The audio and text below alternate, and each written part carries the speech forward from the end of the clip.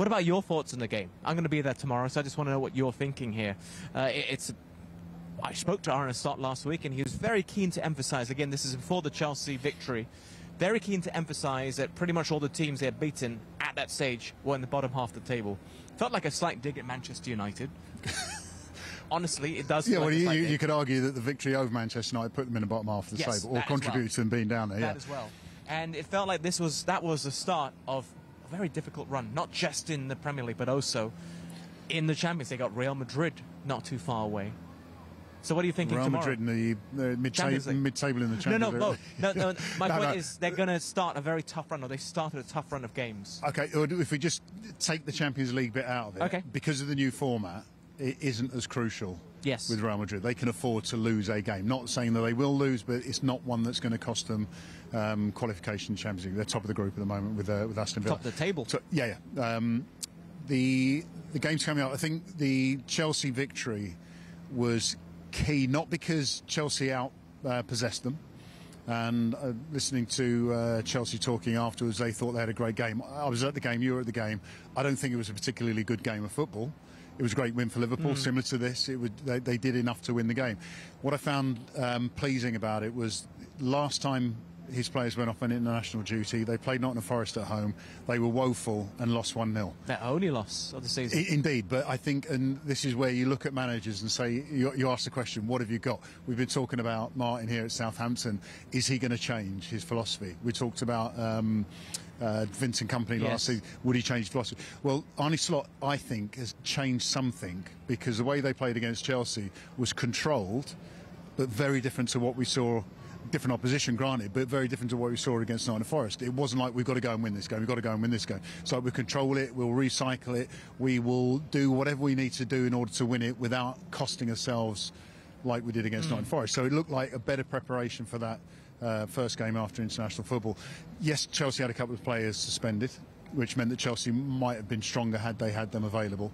You look at the Arsenal side, they've got suspensions, they've got injuries, which might fall into Liverpool's favour, but I just think they've had another week of training to get prepared for Arsenal, which will mean that they'll be in a better position than they have done in the last couple of seasons. Well, that's the thing. For Liverpool, they're going to be missing Jota. Through injury. But they got Nunes. They got someone like Darwin Nunes. But for Arsenal, we don't know who's going to be playing tomorrow. Mikel Arteta didn't give too much away. Bukayo Saka may or may not play. I have no idea. Your guess is honestly as good as mine. I think only if you're within the club will you know who's playing for Arsenal. What is your prediction at the Emirates? I think Liverpool win it. I think that, and I would say that anyway, because first of all, I support Liverpool, but the loss of Odegaard is more crucial than the loss of Saliba. Saka? Yeah, well, similar to Manchester City in a way. When you lose Kevin De Bruyne on his own, it costs you a little bit, but they've got the side. When you lose Rodri, and what they've done, again, which has to be a positive for them, they're winning games without key players as well.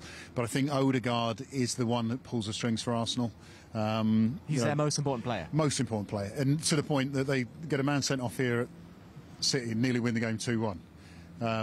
But now they're in I think their performances sort of one on top of the other. They lose a man against Bournemouth and end up losing 2-0, and you're thinking, how does that work when a better team struggle to beat you? They didn't have that kind of mindset, and someone like Odegaard, I think, is the crucial miss. So I think Liverpool win it. I think there might be goals as well, but I just see Liverpool and what Arne's doing there as top draw at the moment. That's why they're top of the pile. We will be there. Pitchside, it should be a lot of fun, so I hope you can join us. Final question of the day, because we have to wrap things up. I did ask you this when we were sat in our seats, but who is your pick to be the first manager to be fired? Because today, okay, you come to City, I don't think anyone's going to blame Russell Martin, but they still only have the 1.0 victories in the league. Kieran McKenna almost had a victory. It's pulled away from him. Gary O'Neill got a big result today. Even though it's a point, every point matters. Eric Ten Hag, we just mentioned his name. He's constantly under pressure. Yeah, Eric will be fine till March at least. I don't see him being a problem. When you asked me the question, I thought Gary O'Neill may be the one, simply because Wolves' excuse for not winning games is playing all the best teams. Yes, Brighton are half decent side themselves, but at 2-1, that would have been another defeat. That would have been, now you need to win the next game against a lesser opposition, if you like. He's managed to draw that back with a late goal That's Two probably, late goals. Yeah, that's right, and that saved him. I think any sort of intimate, immediate sacking. I think Martin here is interesting. As I say, if you're going to keep this philosophy, narrowly looser teams, and suggest that this is going to turn the corner, like you've asked the question to Archer earlier, I think if you keep this philosophy, you're just going to keep losing games, and people in upstairs be asking data analysis to work out whether this is ever going to turn a corner. He's under pressure. I think with Ipswich, again, today will be an excuse that we had a player sent off. We got back into it. It was a 96th minute goal. The expectations of Ipswich are very different to Southampton. They've been up here in the Premier League in recent years, and they would expect to try and stay up here. So possibly Martin is my man. I don't want anyone to get sacked. I hope they all do really well. But there's always a but.